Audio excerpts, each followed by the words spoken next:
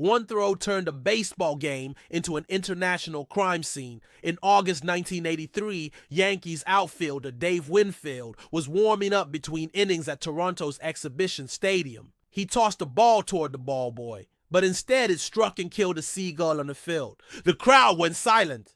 The Canadian police didn't find it funny. They arrested Winfield for animal cruelty right after the game. The charges were eventually dropped, but that one wild toss turned a ball game into headline news across North America. Subscribe for more strange stories from baseball history.